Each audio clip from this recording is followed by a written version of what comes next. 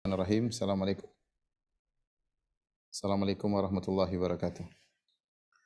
Alhamdulillahi ala ihsanih wa syukru lahu ala taufiqihi wa amtinanih. Wa asyhadu an la ilaha illallah wahdahu la syarika lahu ta'ziman li sya'nih wa asyhadu anna Muhammadan abduhu wa rasuluhu da'ila ridwanih. Allahumma salli alaihi wa ala alihi wa ashabihi wa ikhwanih. Para ikhwan dan akhwat Majelis Ta'lim dan Nur yang dirahmati oleh Allah Subhanahu wa taala. Ini adalah pertemuan kita yang perdana tentang tafsir surat An-Nur ya. Surat yang sangat mulia yang intinya mengajarkan tentang adab, baik adab sosial maupun adab pribadi yang hendaknya diperhatikan oleh kaum muslimin dalam kehidupan mereka sehari-hari, terutama bagi para wanita ya, sampai datang dalam satu riwayat dari Mujahid bin Jabar rahimahullahu taala ya, bahwasanya dia katakan alimu rijalakum surat al-Maidah wa alimu nisaakum surat an-Nur. Ajarkanlah para laki kalian dengan surat Al-Maidah, ajarkan mereka surat Al-Maidah dan ajari para wanita kalian dengan surat Nur. Jadi surat An-Nur ini hendaknya diketahui oleh para wanita, para ibu-ibu ya, karena berisi tentang adab-adab yang penting, terutama masalah kewanitaan juga. Demikian juga ini wasiat dari Umar bin Khattab radhiyallahu taala anhu dari Harithah bin Madrib. Dia berkata, kataba ilaina Umar bin Khattab an ta'allamu suratan nisa wal ahzab wan nur. Umar bin Khattab radhiyallahu anhu mengirim perintah yang surat isinya belajarlah surat An-Nisa, belajarlah surat Al-Ahzab dan belajarlah surat An-Nur. Belajarlah surat An-Nur ya. Ini menunjukkan mempelajari surat An-Nur sangat penting ya. Adapun surat An-Nur namanya adalah An-Nur ya. Dan Tahir bin Ashur rahimahullah taala Tahir wa Tanwir menyebutkan tidak ada nama lain bagi surat ini. Ada sebagian surat namanya sampai 2 sampai 3 ya, tapi kalau surat An-Nur di antara surat yang namanya cuma satu nama, yaitu surat An-Nur ya. Kenapa? Karena dalam Al-Qur'an dalam surat An-Nur ada ayat Allahu nurus samawati wal ard. Allahu nurus samawati wal ard, Allah adalah cahaya langit dan bumi. Demikian juga firman Allah, wa man lam yaj'alillahu lahu nuran fama lahu min nur. Siapa yang Allah tidak jadikan baginya adalah nur ya, maka tidak ada cahaya baginya. Allah juga berfirman dalam surat An-Nur, nurun ala nur ya. Intinya disebutlah kalimat atau kata nur ini berulang-ulang dalam surat Nur ini, terutama tentang cahaya Allah Subhanahu wa taala. Allahu nurus samawati wal ard. Allah adalah cahaya langit dan bumi. Subhanallah, saya bacakan perkataan Syekh Al-Utsaimin rahimahullahu taala di muqaddimah tafsir beliau tentang surat An-Nur ya. Beliau berkata, "Wa idza ta'ammalta as-surah wajadta dzikran nur fiha." Jika kau perhatikan isi surat An-Nur, kau dapati penyebutan nur. Di antaranya wa annallahu nurus samawati wal ard. Bahwasanya Allah adalah cahaya langit dan bumi. Demikian juga firman Allah, "Wa man lam yaj'al lahu nuran fama lahu min nur." Siapa yang Allah tidak bikin cahaya baginya, maka tidak ada cahaya baginya.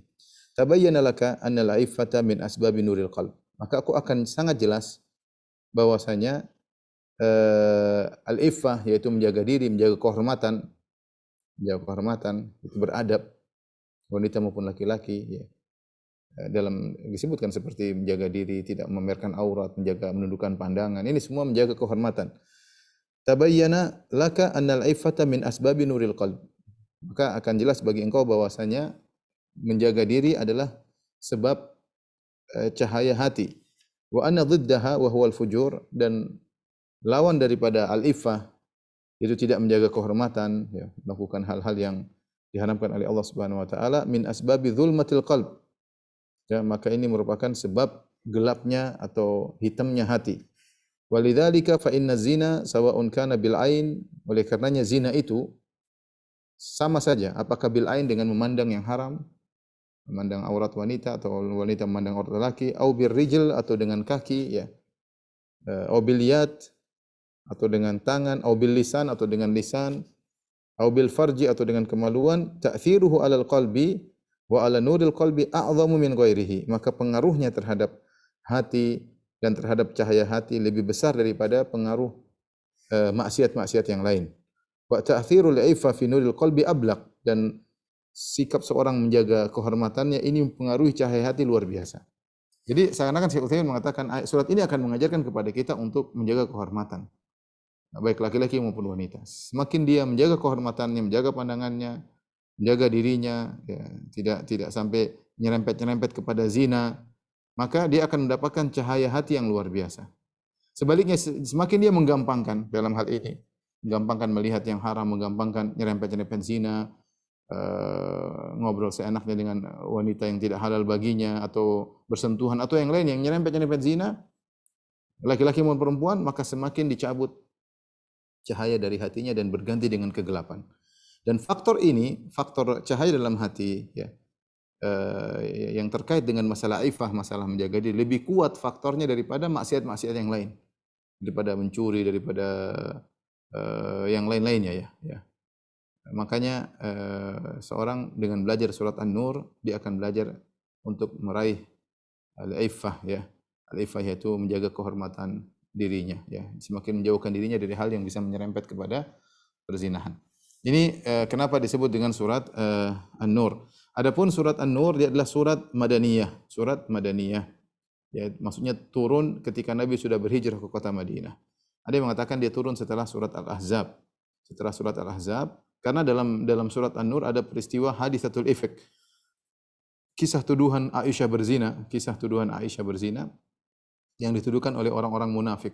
Dan ini kejadian setelah Nabi SAW melakukan perang Banil Mustalik. Sepulang dari perang Banil Mustalik, yaitu sekitar tahun 5 Hijriyah, ya. Itu setelah perang Ahzab. Perang Ahzab, kemudian Rasulullah SAW melakukan perang Banil Mustalik. Sepulang dari perang Banil Mustalik, terjadi tuduhan bahwasanya Aisyah berzina, ya. Sehingga diketahui bahwasanya surat An-Nur ini adalah surat Madaniyah, ya. Yang lebih kuat bahwasanya dari awal sampai akhir semuanya Madaniyah. Ada sebagian ayat yang diperselisihkan, namun pendapat yang lebih kuat bahwasanya dari awal sampai akhir adalah surat Madaniyah. Ya. Adapun topik yang dibahas, ya, oleh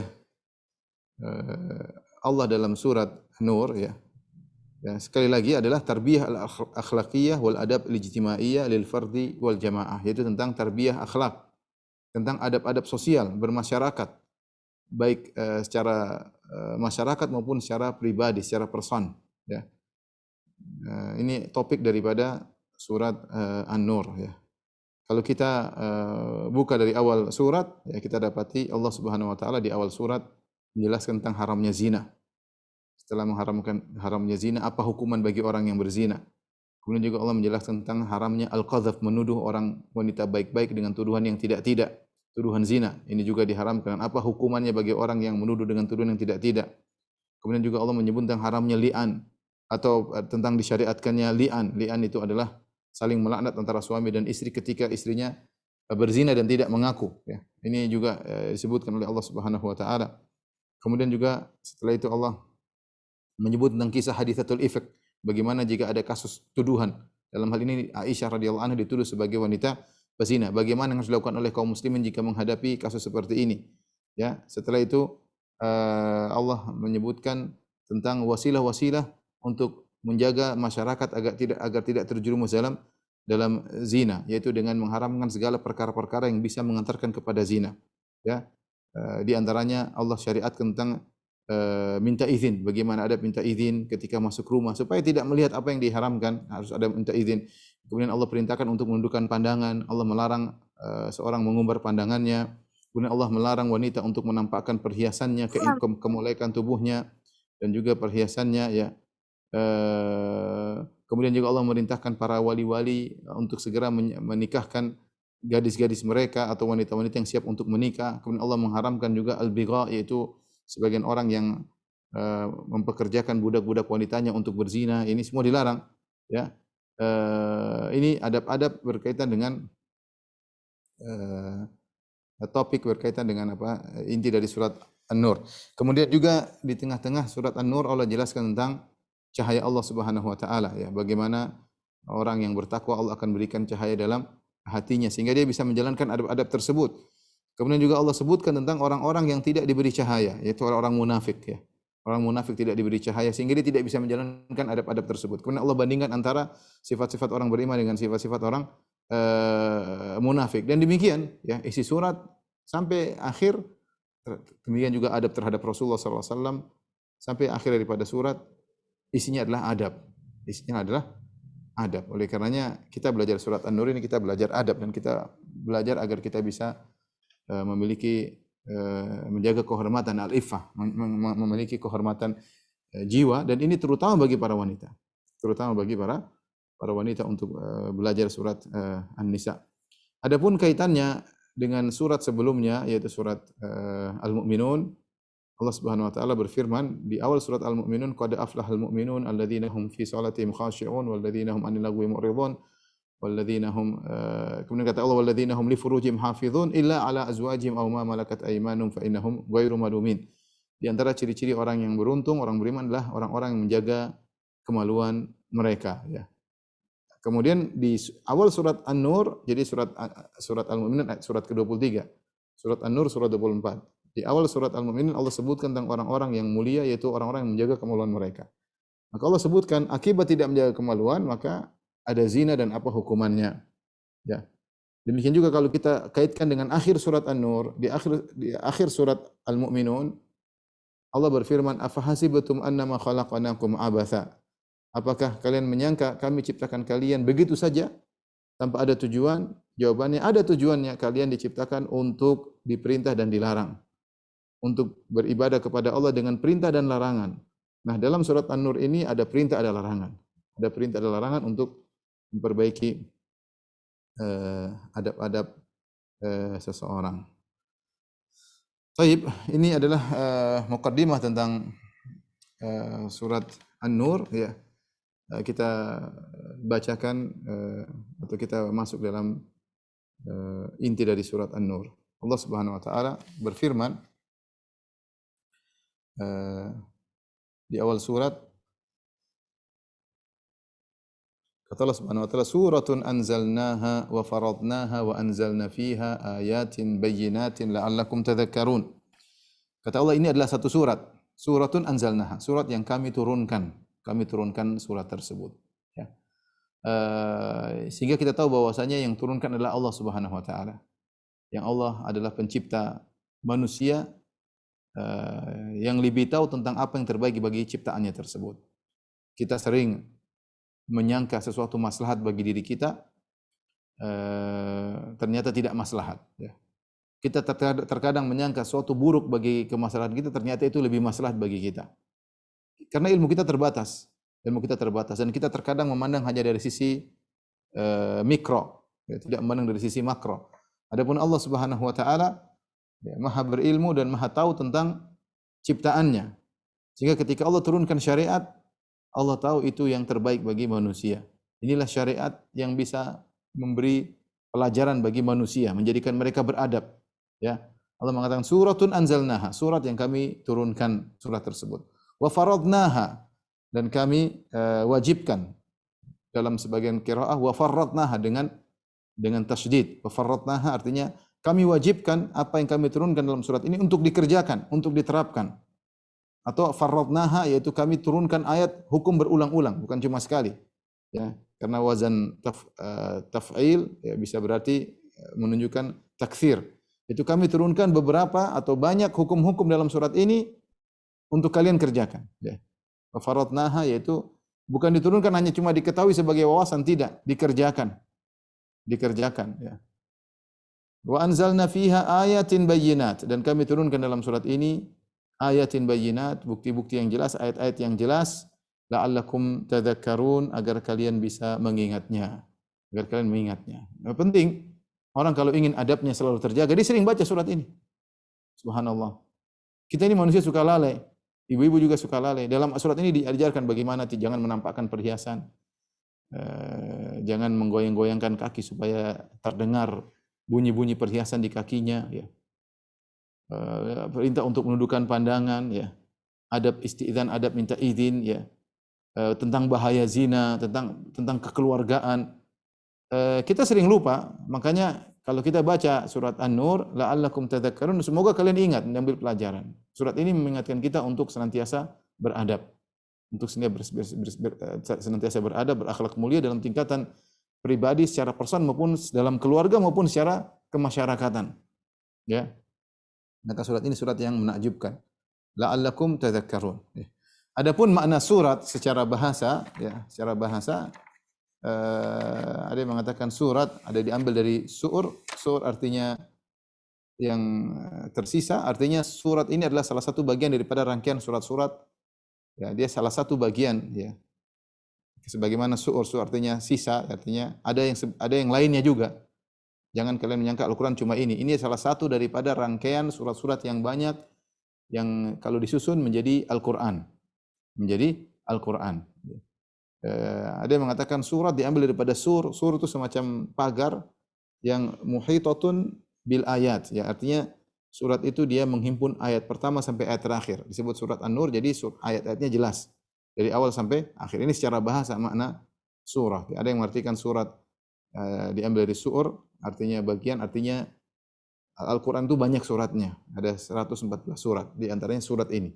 Bukan cuma ini saja, tapi ada surat-surat yang lain. Kalau dirangkai, menjadilah Al-Quran yang sempurna yang pernah Allah turunkan kepada Nabi Muhammad SAW. Atau tadi, surah diambil dari sur, yang itu semacam sesuatu yang muhit, yang meliputi seperti pagar. Pagar disebut dengan sur, karena dia meliputi, memagari sesuatu. Demikian juga surat, dia memagari ayat dari awal sampai akhir seperti surat An-Nur ada sekian puluh ayat, 60 sekian kalau tidak salah. Maka dikumpulkan dalam satu surat namanya surat An-Nur. Baik.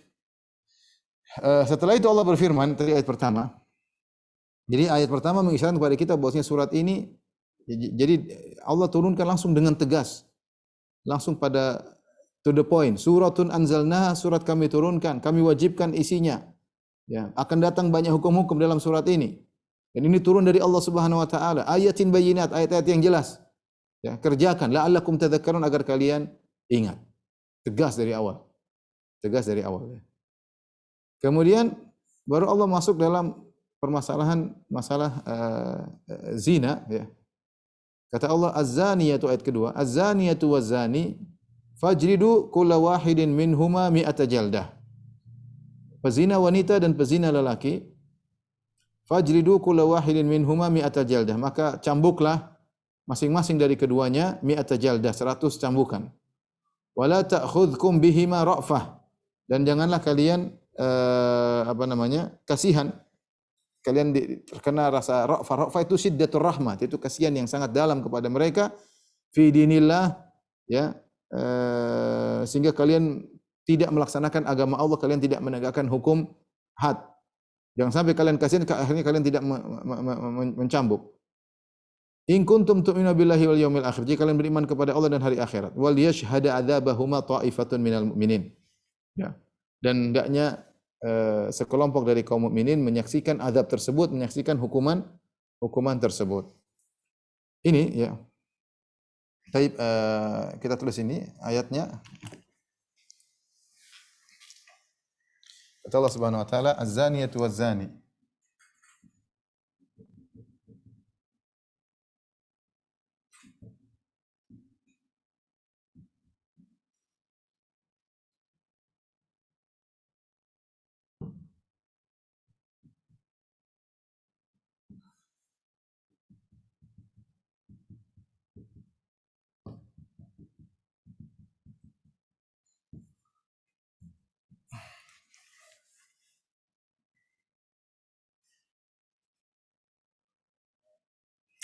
Perhatikan kata Allah Subhanahu wa taala, az-zaniyah, wanita pezina.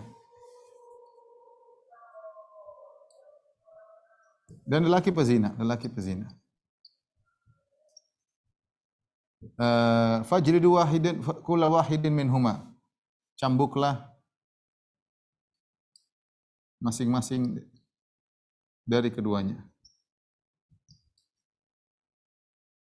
Mi'ata jaldah, 100 cambukan. Baik.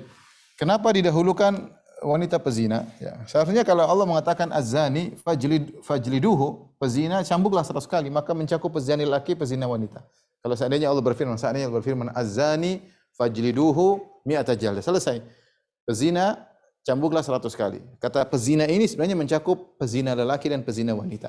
Tapi ternyata dalam ayat ini Allah Subhanahu wa taala memperinci, bahkan Allah sebutkan az-zaniyatu waz-zani, pezina wanita dan pezina laki-laki. Kenapa didahulukan pezina wanita? Kenapa didahulukan?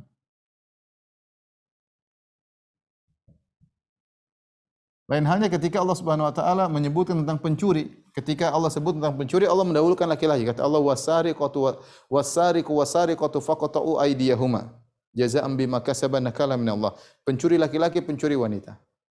Potonglah tangan keduanya. Di sini ketika mencuri Allah sebut laki-laki dulu perempuan. Tapi ketika zina Allah sebut wanita dulu baru laki-laki. Kenapa? Para ulama menjelaskan karena ada beberapa sebab jawaban mereka. Kalau pencurian, namanya mencuri itu butuh kekuatan, butuh keberanian, itu laki-laki yang biasanya. Bukan berarti tidak ada pencuri wanita, ada. Tetapi biasanya laki-laki. Dan hukumnya sama antara pencuri laki-laki dan pencuri wanita. Tapi banyak pencurian terjadi, perampokan, atau pencurian kebanyakan dilakukan oleh laki-laki. Wanita juga, tapi asalnya laki-laki yang mencuri. Karena butuh keberanian, butuh keahlian, butuh kekuatan. Beda dengan zina. Kalau zina, wanita didahulukan kenapa? Wanita didahulukan kenapa?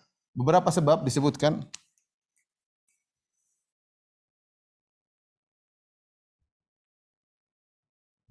Di antaranya yang banyak menjadi pezina adalah wanita.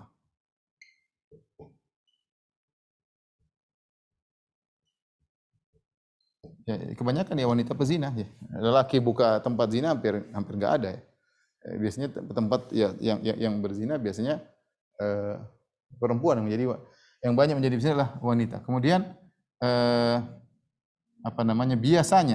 biasanya sebab zina adalah wanita.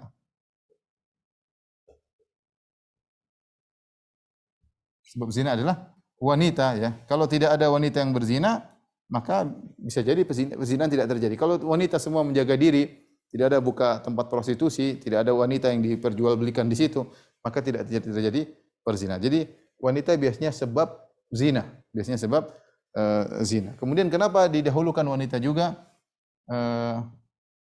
Agar tidak disangka wanita tidak dihukum. Yang benar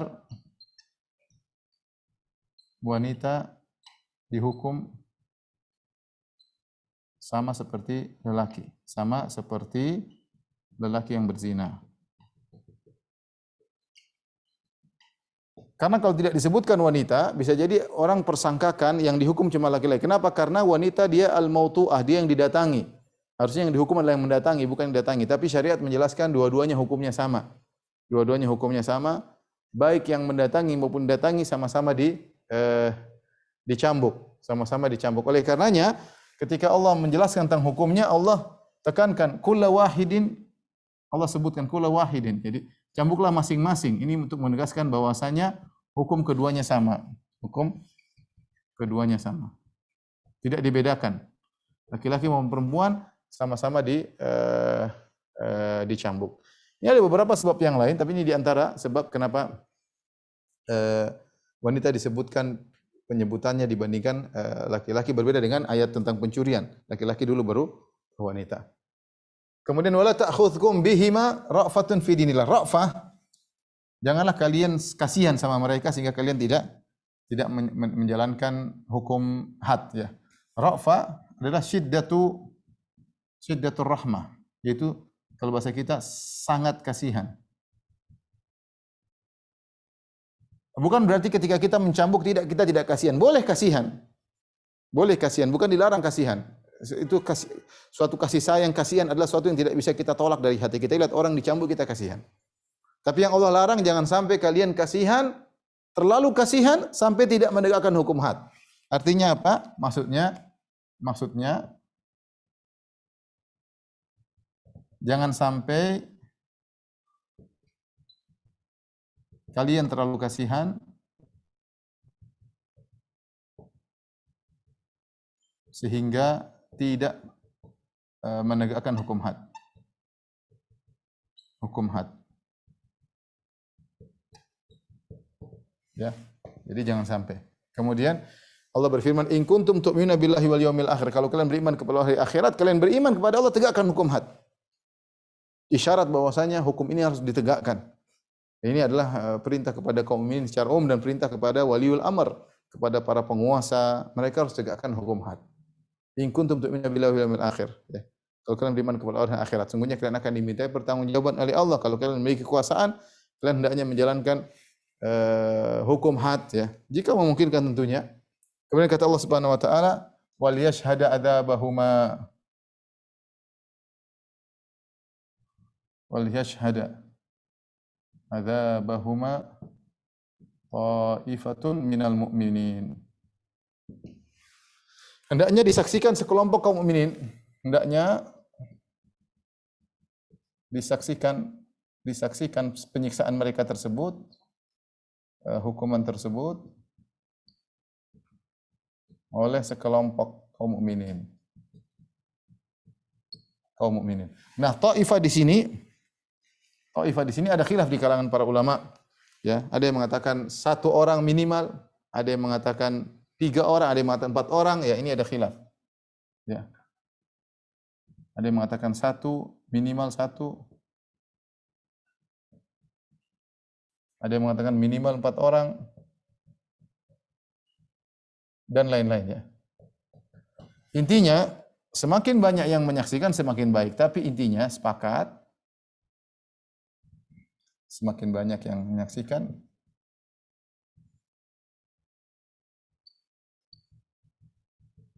maka semakin baik. Kenapa? Kenapa semakin baik? Agar orang menjadi jerah, untuk memberikan efek jerah tentunya, ya. Untuk memberikan efek jerah, ya. Untuk memberikan efek jerah. Untuk memberikan efek jerah. Taib, ini hukum di salah satu hukum yang berkaitan dengan perzinahan. Sungguhnya hukum perzinahan, ya, ada perinciannya. Coba selain tolong dihapus. Saya tuliskan perincian tentang hukum perzinahan.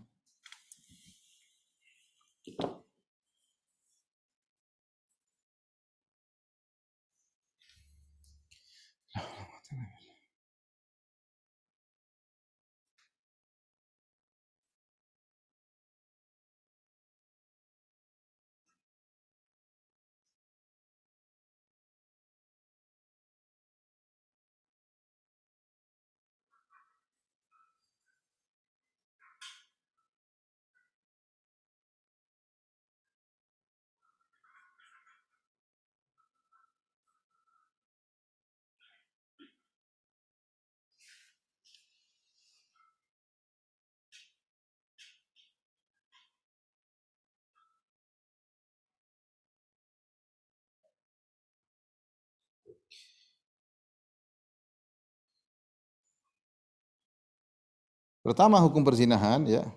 Ayat yang pertama kali itu tentang perzinahan adalah dalam surat An-Nisa ayat 15 sampai ayat 16. Saya bacakan firman-Nya. Allah berfirman, "Wallati ya'tinal fahishata min nisaikum fastashhidu 'alaihinna arba'atan minkum." Yang artinya, dan para wanita yang melakukan perbuatan keji, yaitu berzina. Ini wanita sekarang.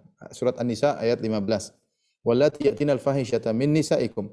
Dan orang-orang para wanita dari wanita kalian yang melakukan perzinahan, fastashhidu 'alaihinna arba'atan minkum, datangkanlah 4 saksi dari kalian. Fa in syahidu, kalau mereka bersaksi, fa amsikuhunna fil buyuti, maka ditahan di dalam rumah, jangan dikeluarkan, tidak boleh kemana-mana. Hatta yatawafahunnal maut, sampai mereka meninggal. Ini hukum pertama kali terjadi perzinahan, belum dirajam, belum dicambuk, pertama kali. Disuruh ditahan kalau perempuan sampai di rumah, sampai mati di rumah. Au yaj'alallahu lahunna sabila, kecuali Allah memberikan jalan yang lain, hukum yang lain. Selama belum ada hukum yang lain, ditahan di rumah sampai meninggal. Ini kalau wanita yang berzina. Adapun kalau laki-laki, walladzani ya'tiyaniha minkum fa'adhuhuma. Dan jika 2 orang melakukan perbuatan keji di antara kalian, maksudnya para laki, fa'adhuhuma, maka berilah hukuman kepada keduanya, yaitu dengan dicela, dipermalukan. Ini hukumnya dulu seperti itu, ya. Fa in taba wa aslah fa'ridhu anhuma. Kalau mereka berdua tobat dan melakukan perbaikan, maka biarkanlah mereka. Innallaha kana tawwaban rahima. Sungguhnya Allah Maha menerima tobat lagi Maha penyayang. Ini hukum asal. Kalau laki-laki perempuan yang berzina maka dipenjara, bukan penjara, ditahan di rumah sampai meninggal dunia atau ada jalan lain. Kalau laki-laki maka di apa namanya? Dipermalukan. Kemudian hukum ini berubah dengan adanya perincian, ya. Adanya perincian. Di antaranya dalam ayat ini, ya. Dicambuk atau dirajam. Dicambuk, dirajam. Ya. Dalam satu hadis Rasulullah SAW menjelaskan bahwasanya khudhu anni faqad ja'alallahu lahunna sabila. Kata Nabi, ambillah dariku, Allah telah memberikan hukum yang baru bagi para wanita.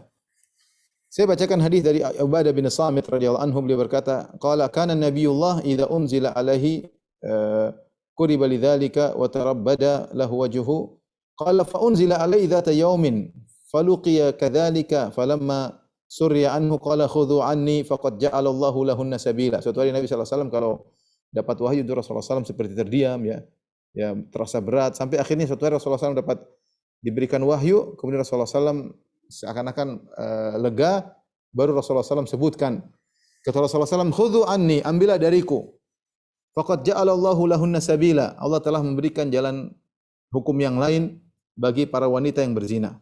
Ats-tsayyibu bits-tsayyibi wal bikru bil bikri.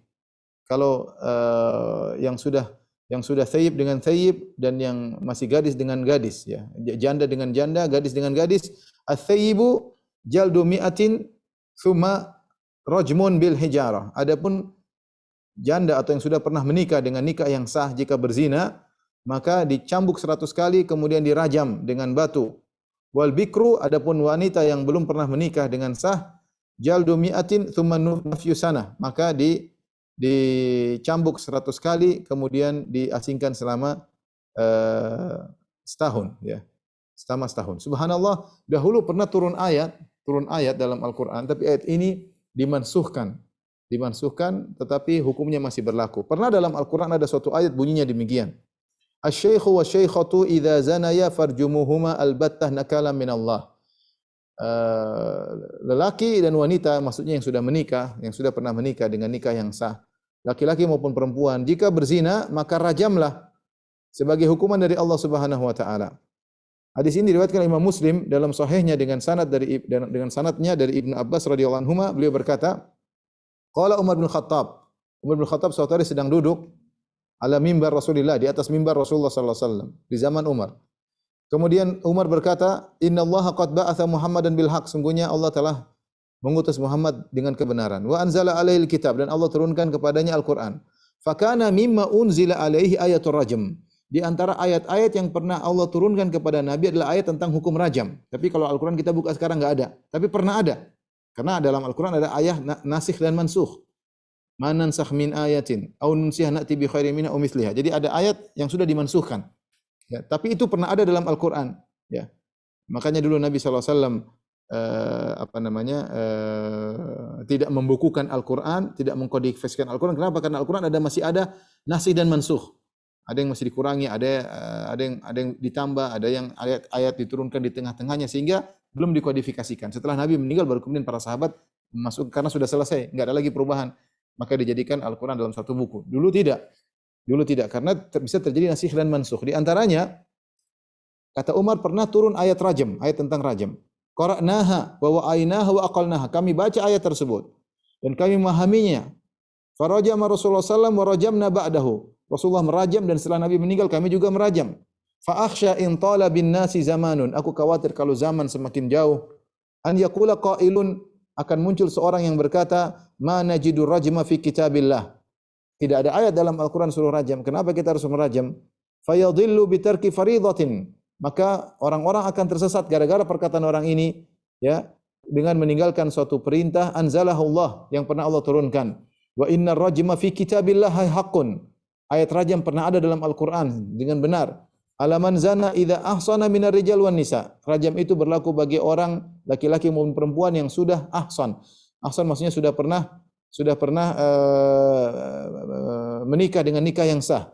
Idza qamatil bayyinatu aw kana al-hablu aw al-i'tiraf. Jika ditegakkan ada bukti atau hamil atau pengakuan, baru bisa ditegakkan hukum rajam. Ya. Jadi kita perinci, ini dirahmati Allah Subhanahu wa taala, hukum rajam ya, hukum rajam atau hukum bagi pezina. Ya. Hukum pertama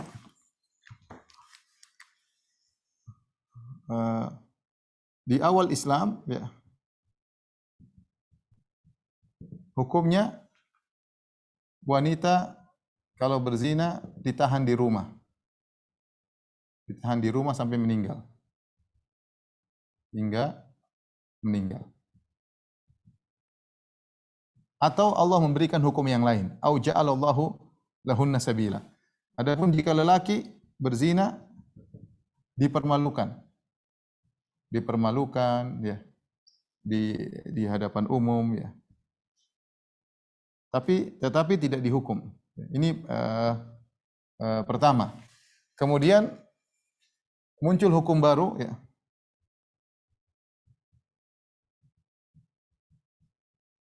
Dari mana sumbernya? Dari Al-Qur'an maupun sunnah ya. Al-Qur'an maupun sunnah. Al-Qur'an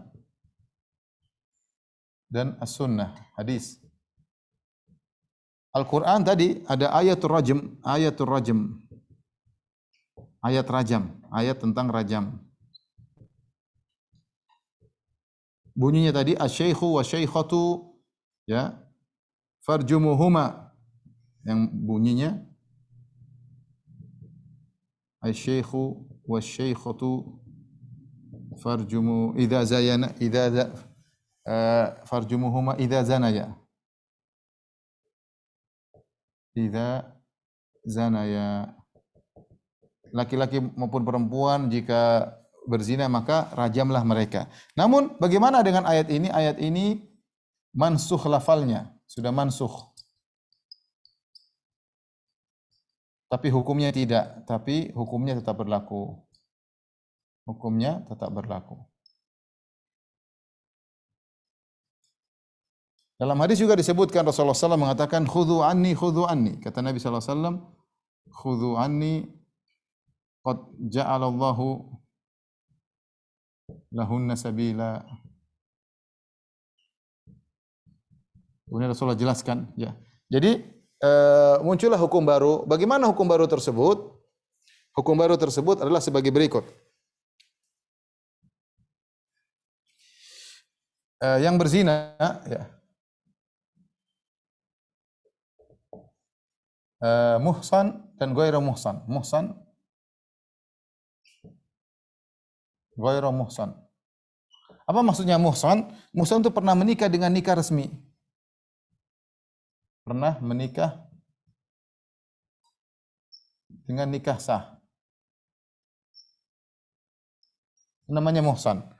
Ghairu muhsan. Adapun muhsan maka hukumnya dengan dirajam hingga meninggal. Adapun ghairu muhsan masih gadis atau lajang ya, gadis atau lajang, yaitu belum pernah menikah. Mungkin dia pernah berzina tapi dia belum pernah menikah dengan nikah resmi. Maka ini adalah cambuk 100 kali dan diasingkan setahun. Diasingkan setahun. Kalau zaman dahulu dibuang di kota lain, tentu bukan kota yang kacau yang di sana malah perzinahan tersebar, tidak dibuang di kota yang tidak ada perzinahan agar dia sadar dia dibuang. Tapi kalau sekarang tidak dipraktekkan di Arab Saudi, kalau ada lajang yang atau gadis yang berzina maka dipenjara setahun. Ya, tidak dilepas begitu saja, kan lepas dia bisa lebih parah lagi, maka dipenjara. Nah, ini hukum yang berlaku sekarang ya, berlaku sekarang bahwasanya orang yang berzina kalau sudah pernah menikah maka dirajam hingga mati. Ada yang mengatakan dicambuk dulu baru dirajam sebagaimana dalam hadis tadi, hadis Umar bin Khattab radhiyallahu taala anhu atau hadis Nabi sallallahu alaihi wasallam. Adapun yang masih lajang ghairu muhsan dicambuk 100 kali kemudian diasingkan selama setahun. Nah, bagaimana praktek rajam ini?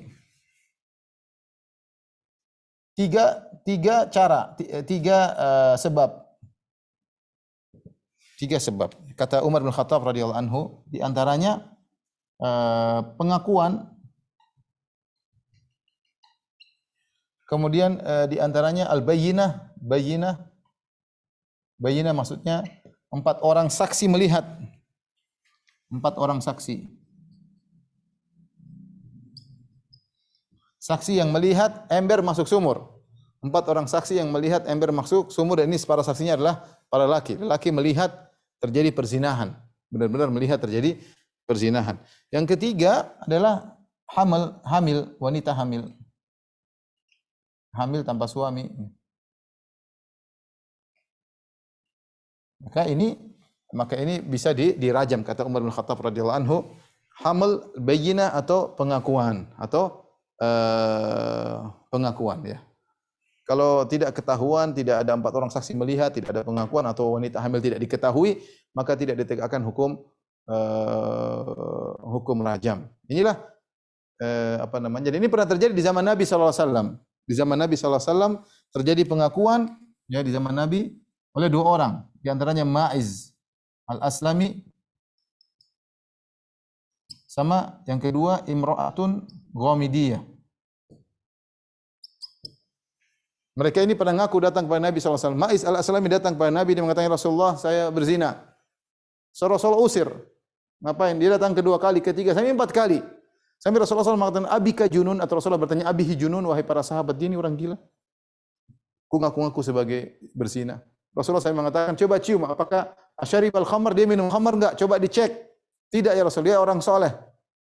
Sampai setelah dia ngaku 4 kali, Rasulullah SAW tidak akan hukum rajam, dilempar sampai meninggal dunia. Kemudian Imra'atun Ghamidiyah. Imra'atun Ghamidiyah, dia wanita berzina, datang, ya Rasulullah. Sungguhnya pernah ada orang mengaku dan kau rajam. Saya mengaku, ada seorang wanita mengaku berzina. Rasulullah usir, Rasulullah tidak mau terima. Ya Rasulullah, kau jangan tolak Ma'iz, jangan tolak saya sebagaimana kau tolak Ma'iz. Saya telah berzina. Rasulullah tidak langsung terima, dan ini syarat bahwasanya hukum asal jika seorang melakukan perzinahan jangan melaporkan diri, dia bertobat kepada Allah. Sampai Rasulullah suruh pergi, dia bilang, ya Rasulullah, saya hamil. Sebenarnya dia ingin dibersihkan dirinya dari dosa-dosa. Saya hamil ya Rasulullah.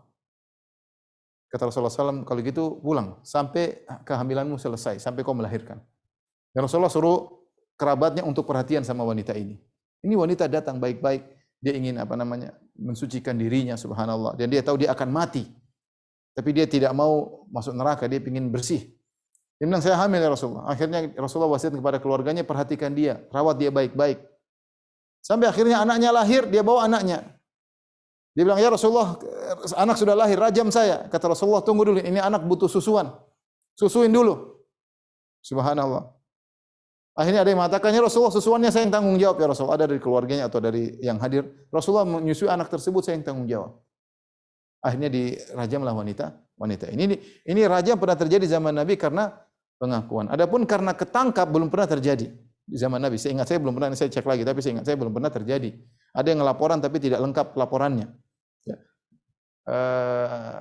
Adapun kalau ketangkap basah, bayyinah maksudnya ketangkap basah, harus 4 orang laki-laki melihat dengan jelas. Ini disebutkan syarat-syaratnya oleh Al-Qurtubi dalam tafsirnya. Kalau tidak salah 9 syarat. Itu pembahasan dalam pembahasan masalah fikih ya, dalam permasalahan fikih.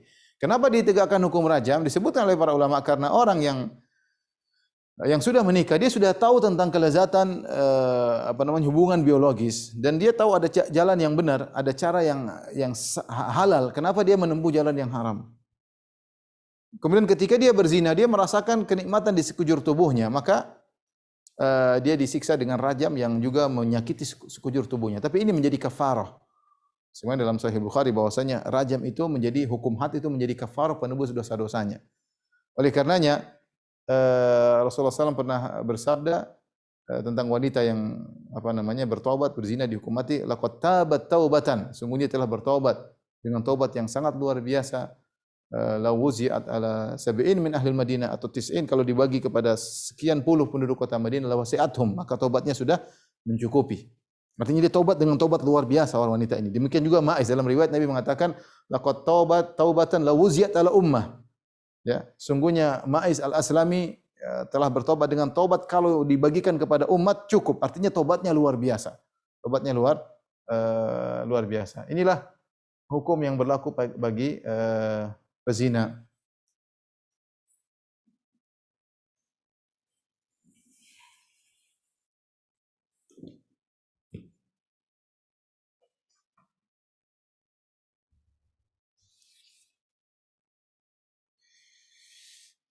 Taib. Kemudian Allah melanjutkan firman-Nya, "Az-zani la yankihu illa zaniyatan aw musyrikatan wa zaniyatu la yankihuha illa zanin aw musyrik wa hurrima dzalika 'alal mu'minin." Kata Allah Subhanahu wa taala, laki pezina tidaklah menikah kecuali wanita pezina atau wanita musyrikah. Ya. Wa zaniyatu, dan wanita pezina tidak dinikahi la yankihu illa zanin, tidak dinikahi oleh kecuali lelaki pezina juga atau lelaki musyrik. Wa hurrima dzalika 'alal mu'minin. Dan diharamkan bagi kaum mukminin perbuatan tersebut. Ya. Saya ulangi, az-zani la yankihu illa zaniyatan aw musyrikatan. Pezina tidak menikah kecuali dengan wanita pezina pula atau wanita musyrikah. Wa zaniyatu, dan wanita pezina la yankihuha, tidak dinikahi kecuali oleh zanin atau musyrik, oleh pezina laki-laki maupun lelaki musyrik. Wa hurrima dzalika 'alal mu'minin, diharamkan bagi kaum mukminin. Ini dalil yang sangat tegas mengharamkan bagaimana buruknya perzinahan, ya. Bagaimana buruknya perzinahan. Kita perhatikan sini. Ayat berikutnya, az-zani, ya. Allah berfirman, az-zani, lelaki tidak menikah kecuali dengan wanita pezina, dan sebaliknya wanita pezina tidak dinikahi oleh lelaki pezina juga. Di sini la yankihuha atau az-zani, kata Allah Subhanahu wa taala, az-zani la yankihu illa musyrikatan aw illa zaniyatan aw musyrikah wa zaniyatu la yankihuha illa zanin aw musyrik. Apa makna zina di sini? Apa makna nikah di sini? Pezina lelaki tidak menikah kecuali dengan wanita pezina juga atau wanita musyrik. Pezina perempuan tidak dinikahi kecuali oleh lelaki pezina atau lelaki musyrik. Apa makna nikah di sini? Makna nikah ada dua pendapat, ya, dua pendapat. Ada yang mengatakan makna nikah di sini adalah al-wata', yaitu zina itu sendiri, yaitu berhubungan, maksudnya berhubungan seksualnya. Ada yang mengartikan al-aqd, akad nikah. Akad nikah, dan ini yang pendapat yang lebih banyak, ya. Akad nikah maksudnya kalau artian pertama diharamkan lelaki berhubungan dengan lelaki pezina, tidaklah berhubungan badan kecuali dengan wanita pezina atau wanita musyrikah, dan wanita pezina tidaklah dihubungi atau digauli kecuali oleh lelaki pezina dan atau lelaki musyrik. Dan ini maksudnya adalah penghinaan terhadap perbuatan zina. Dan pendapat yang kedua, nikah di sini maksudnya adalah akad nikah. Sehingga apa hukum menikah dengan wanita pezina, atau wanita yang baik-baik menikah dengan dinikahi oleh laki pezina, atau laki-laki baik-baik menikah dengan wanita pezina? Hukum akad nikah dengan pezina. Coba kita bahas hukum akad nikah dengan pezina, ya. Laki-laki atau perempuan, laki atau wanita. Apa hukumnya? Ada khilaf di kalangan para ulama, dua pendapat, khilaf. Ada yang mengatakan makruh. Ini jumhur ulama.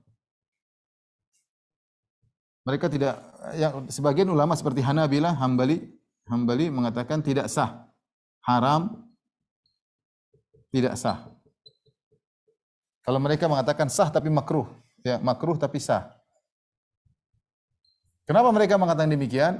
Jumhur mereka mengatakan menikah dengan wanita pezina, laki-laki menikah dengan wanita pezina, atau lelaki pezina menikah dengan wanita baik-baik, hukumnya makruh karena mereka mengatakan ada dalil yang menunjukkan bolehnya. Allah Subhanahu wa taala berfirman, wa ankihul ayama.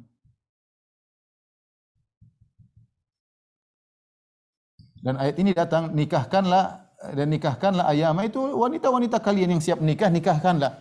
Allah tidak memperinci berzina atau tidak berzina. Jadi nikahkanlah wanita yang sudah siap nikah, nikahkanlah wanita-wanita yang siap nikah di antara kalian tanpa memperinci berzina atau enggak berzina, sehingga mereka mengatakan, dan ayat ini turun setelah ayat yang sedang kita bahas. Ini juga dalam surat An-Nur tapi belakangan nanti. Belakangan menunjukkan bahwasanya ayat ini maksudnya adalah makruh saja, tidak sampai pada derajat tidak sah ya. Tetapi maksud mereka bukan berarti, ini dijelaskan oleh Syekh Syinqiti rahimahullahu taala, bukan berarti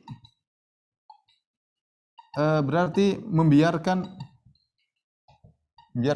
istrinya tetap berzina.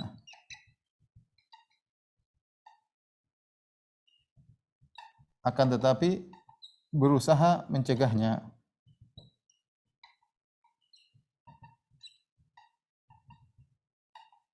Ya meskipun sah bukan berarti kemudian istrinya dibiarkan berzina dulu, dia berusaha mencegahnya. Pendapat yang saya lebih condong padanya ini bahwasanya hukumnya tidak sah. Hukumnya tidak sah. Ayat ini terlalu umum dan ini ayat lebih khusus ya, bahwasanya menikahi wanita pezina hukumnya tidak sah. Sama juga laki-laki pezina menikah dengan wanita baik-baik hukumnya tidak sah karena Allah mengatakan hurrima dzalika 'alal mu'minin. Hurrima dzalika 'alal mu'minin. Kalau ada yang nekat menikah, jika nekat menikah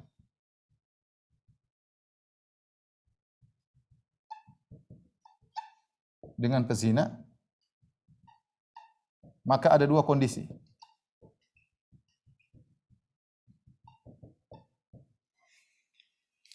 Pertama, tetap meyakini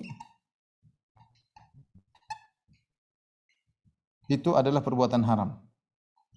Menikah tersebut adalah perbuatan haram. Dan dia nekat tetap aja menikah, maka status dia menjadi pezina pula. Statusnya menjadi pezina pula sebagaimana pasangannya. Kalau dia menganggap itu halal, jika dia menganggap halal, boleh menikah dengan wanita pezina, menganggap halal, ya, maka ini bisa derajat kafir atau musyrik. Ini sebagaimana dijelaskan oleh Syekh Utsaimin dalam tafsirnya. Ya, tentu ada khilaf tapi saya lebih condong pada pendapat ini ya. Oleh karenanya, wallahu a'lam bishawab ya. Ini pendapat lebih kuat, ini pendapat mazhab Hambali ya.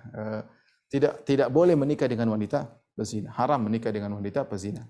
Lelaki pezina tidak boleh menikah dengan wanita baik-baik, lelaki baik-baik tidak boleh menikah dengan wanita pezina. Hukum haram dan pernikahan tidak sah. Kalau dia tetap nekat maka dia perzina seperti wanita tersebut. Tapi kalau dia mengatakan ini halal ya ini bisa sampai kepada derajat musyrik ya. Terus bagaimana solusinya? Solusinya dia kalau naksir sama seorang wanita, maka hendaknya dia dakwahi supaya dia bertobat. Kalau sudah bertobat boleh dinikahi. Kalau sudah bertobat, kemudian dia sudah mungkin bertobat meninggalkan perbuatan-perbuatan haram, kemudian tidak berzina lagi, berarti sudah berubah statusnya dari pezina menjadi tidak pezina. Maka itu boleh dinikahi. Itu boleh dinikahi. Adapun sebab nuzul berkaitan dengan ayat ini diantaranya dalam satu hadis diriwayatkan oleh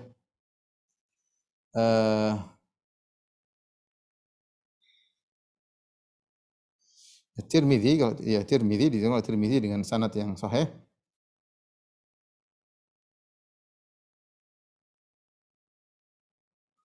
Sunan Tirmidzi dengan sanad yang sahih dan juga diriwayatkan oleh Abu Dawud dan Ibnu Majah dan yang lainnya ya.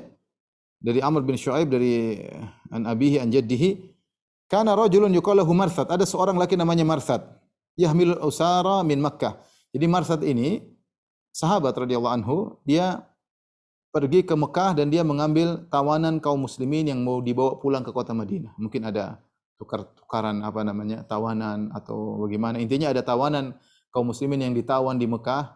Ini masih masa peperangan antara kaum muslimin dengan kaum musyrikin di Mekah.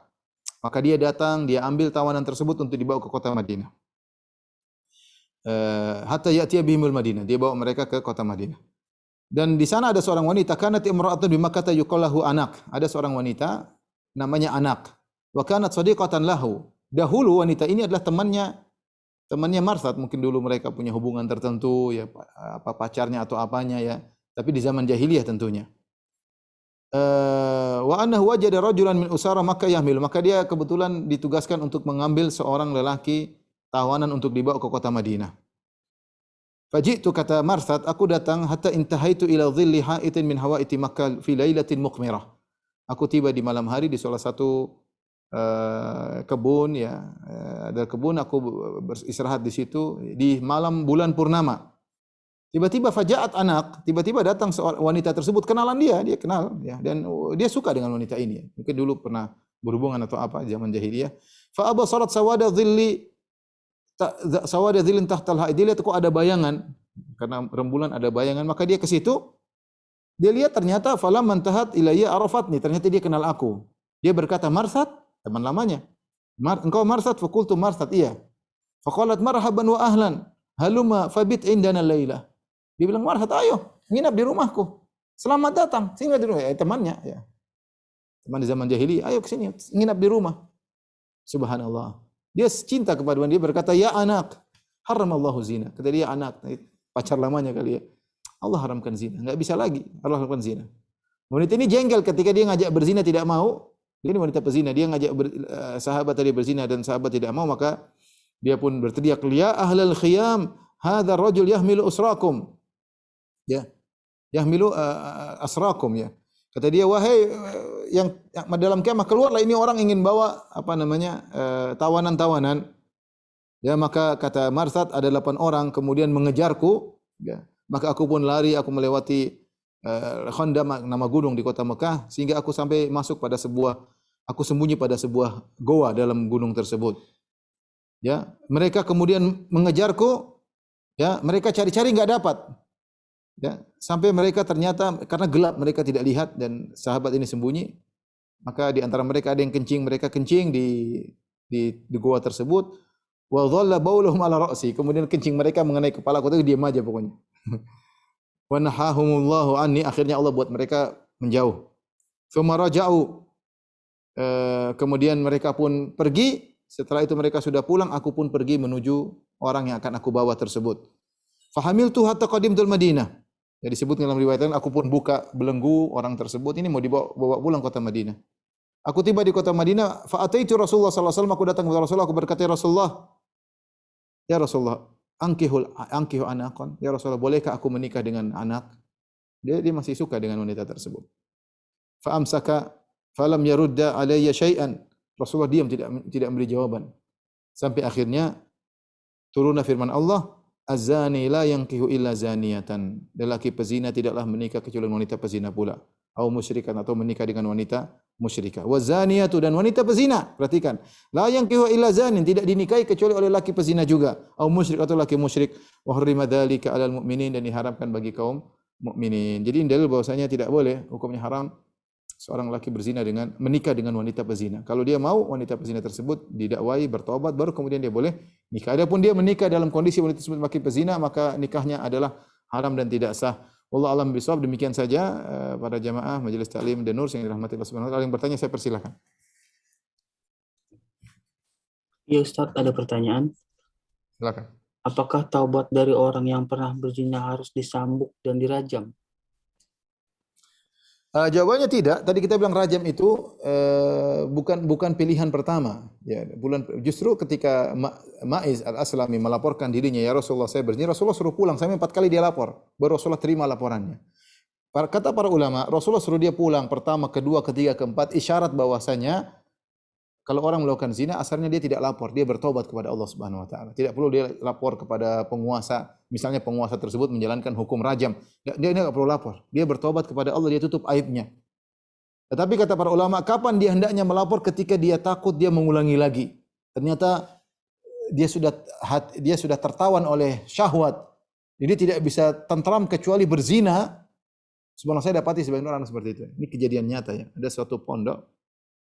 Subhanallah, dia tiap malam keluar orang ini. Saya kenal orang, saya bukan kenal, tapi saya tahu orang tersebut. Dia pergi, tiap malam pergi. Ternyata dia berzina. Tiap malam dia keluar, dia berzina. Sampai akhirnya dia lapor kepada salah seorang pengajar, akhirnya dikeluarkan. Ya. Artinya apa? Dia ngaji. Tapi syahwat menguasai dirinya. Dan dia sudah tertawan oleh syahwatnya. Orang seperti ini, kalau dia takut berulang-ulang melakukan zina, hendaknya dia melaporkan dirinya agar dirajam, agar selesai. Tapi kalau dia tahu dia bertobat dan dia tidak kembali lagi, maka jangan melapor. Dia tutup aibnya dan dia tidak perlu melapor dirinya, bertobat kepada Allah, Allah bisa menerima tobatnya. Jadi tidak harus melaporkan diri, tidak harus dirajam untuk diterima tobatnya. Allah alam bisawab. Berikutnya, Ada pertanyaan di luar tema. Bagaimana boleh boleh. hukum bagaimana hukumnya melakukan pengurusan KTP tanpa surat pengantar RT RW, langsung lompat ke desa dan kecamatan? Apakah KTP berstatus haram dan tidak boleh digunakan atau hanya perlu taubat? Saya tidak tahu kalau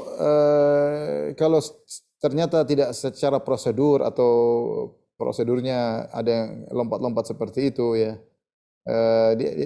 Saya tidak tahu ya. Kalau itu peraturan harus apa namanya, dia melanggar ya, dia berbohong atau yang dilakukan hal yang penting bisa ada KTP ya, maka dia bertobat kepada Allah Subhanahu wa taala ya.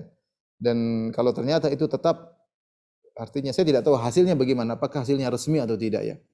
Kalau hasilnya ternyata ada penipuan, hendaknya dia tidak boleh melanjutkan penipuan tersebut, dia perbaiki ya. Dia perbaiki ya.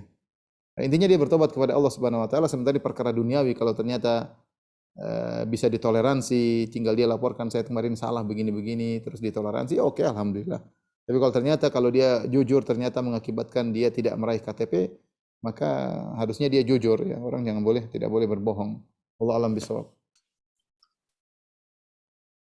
Suami saya Sudah. seorang polisi. Rencana suami mau membelikan handphone baru, namun dari uang abu-abu.